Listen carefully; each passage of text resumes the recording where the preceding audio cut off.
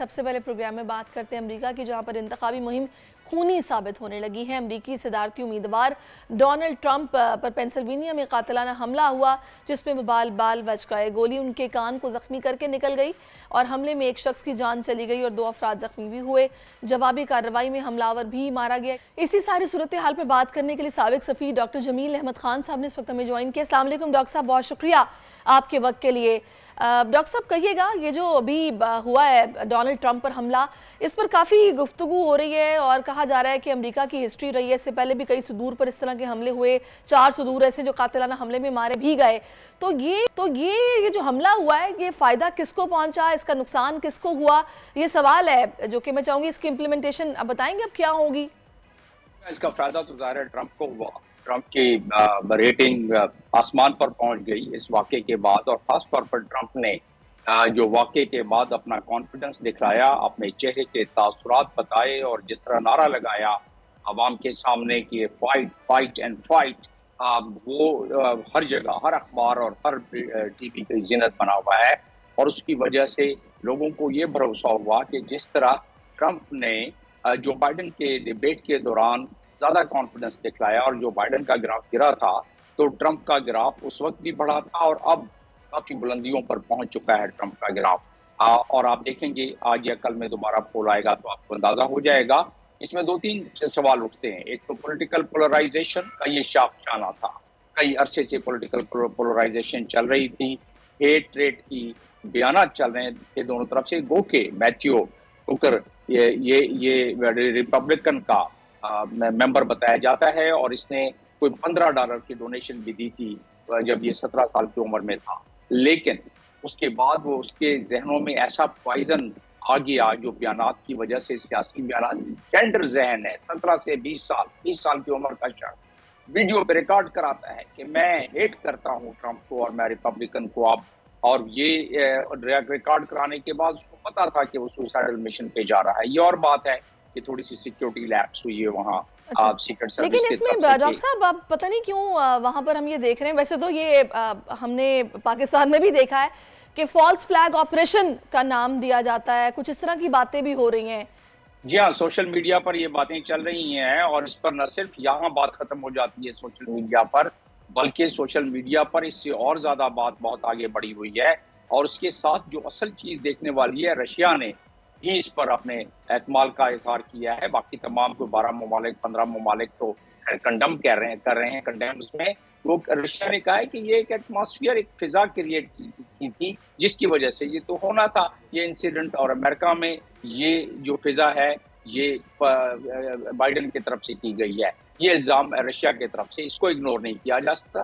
باقی رہا social media کا سوال، تو سوشل میڈیا پر تقریباً 1 درجن سے زیادہ ایسے بیانات آ رہے ہیں کہ جس میں فالس فلیگ آپریشن کا سب سے پہلا بیان آیا تھا ایکس پر، اور اس کے بعد بائیڈن کو یہ بھی کہا گیا کہ اس کے خلاف کیس فوری طور پر اس کو کیا جائے کیونکہ اس نے آرڈر دیے ہیں اس قسم کے کام کے۔ تو یہ تو سوشل میڈیا کا کام ہے، وہ کرتا رہا، لیکن اس کو بڑی خوبصورتی سے امریکن سوسائٹی اور امریکن میڈیا نے اس کو خوبصورتی سے ہینڈل کیا ہے۔ کنٹروورسی ایک اور بھی کریٹ کی جا رہی ہے، آپ ریپرکشنز کی تو بات کر رہے ہیں، لیکن اس میں ہم یہ بھی دیکھ رہے ہیں کہ عینی شاہدین کچھ سامنے آ رہے ہیں جو یہ کہہ رہے ہیں کہ ہم نے اہلکاروں کو متنبع کیا، ان کو بارہا بتایا بھی کہ یہاں پہ ایک سنائپر موجود ہے اور ایسا کرنے والا ہے، لیکن انہوں نے دھیان نہیں دیا۔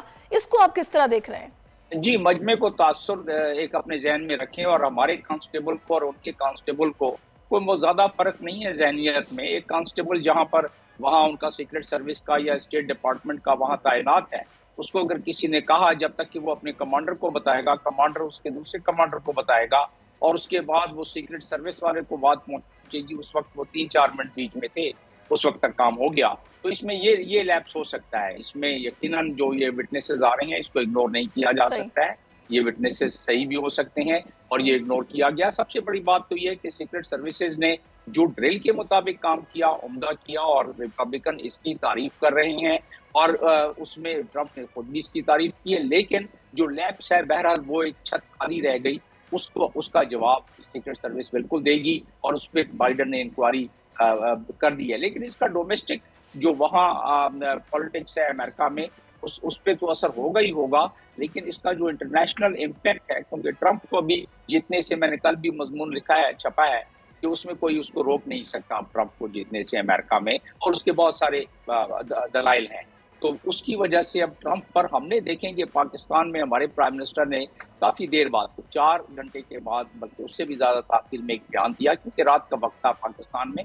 हमारे पास फॉरेन ऑफिस में ऐसा मैकेनिज्म होना चाहिए कि फिल फॉर ऐसे अहम मामलात में बयानात हमारी तरफ से जाने चाहिए थे, ताकि उसमें ट्रंप का जो कि प्राइम मिनिस्टर, जो प्रेसिडेंट बनने वाला है, और इसमें किसी शक की बात नहीं, तो उसके हल्के में और उसके ऐसे मामलात में पाकिस्तान को बयानात देना चाहिए, ताकि हमारी अच्छे गुड विल शुरू हो जाए। वरना ट्रंप ने पहले भी सही। डॉक्टर साहब सॉरी मैं आपको इंटरप्ट कर रही हूँ। अच्छा, मैं जब से ये वाक़या पेश आया, मैं सोशल मीडिया को फॉलो कर रही हूँ, अपने नेशनल मीडिया को भी फॉलो कर रही हूँ, बहुत ज़्यादा डिस्कशन हो रही है जिसमें बानी पीटीआई के साथ कंपैरिजन किया जा रहा है कि दोस्ती भी बहुत है, फिर कहा जा रहा है कि जो वाक़यात इनके साथ पेश आए हैं उनमें बड़ी मुमासलत है। आप क्या कहते हैं? जी, फसाने में हकीकत से ज़्यादा हुस्न होता है। हकीकत को बराए बसलियत अफसाना कहते हैं।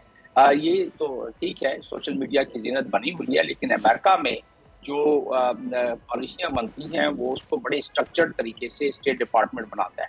ये और बात है कि ट्रंप ने पिछली मरतबा भी स्टेट डिपार्टमेंट या पेंटागन की बहुत सारी बातों को नहीं माना। ये और बात है कि ट्रंप जो है उनको दखल अंदाजी करता है एक स्ट्रक्चर्ड पॉलिसी में, लेकिन ट्रंप की पॉलिसी अगर देखा जाए तो वो इजराइल के बारे में तब्दील होती नज़र नहीं आ रही है। कश्मीर के बारे में उसने ऑफर दी थी कि मैं मेडिएट करा देता हूँ, लेकिन तब्दील होती नज़र नहीं आ रही है। तो इस किस्म की ट्रंप की जो दोस्तियाँ हैं उसमें यकीनन कुछ तो थोड़ा बहुत फर्क पड़ सकता है, लेकिन बहुत ज़्यादा ज़मीन आसमान का, क्योंकि यहाँ कौमों के इंटरेस्ट होते हैं, यहाँ इंडिविजुअल के इंटरेस्ट नहीं होते हैं।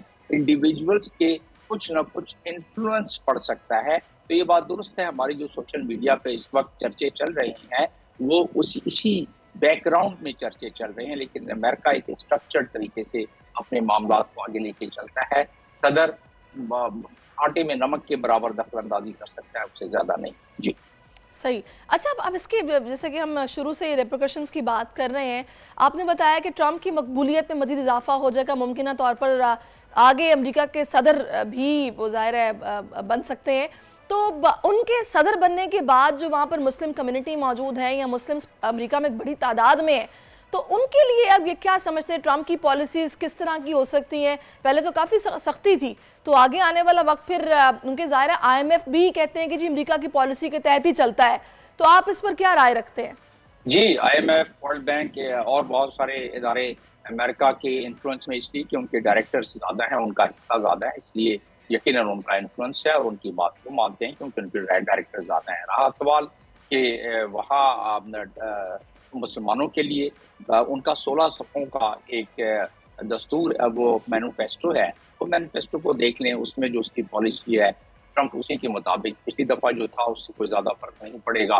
बहरहाल वो थोड़ी मुश्किलात रहेंगी वीज़े के लिहाज से, इमिग्रेशन के लिहाज से, इन तमाम मामलात में काफ़ी मुश्किलात रहेंगी। ये दुरुस्त है बिल्कुल, और इसके लिए मुस्लिम ममालिक को एक साथ मिलकर काम करना चाहिए।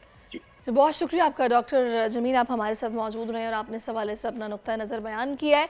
और बड़ा वाक़या है, तभी इसकी सोशल मीडिया पर काफ़ी गूंज भी और काफ़ी इस पर बात भी हो रही है। सब्सक्राइब करें और बेल दबाएं ताकि कोई खबर रह न जाए।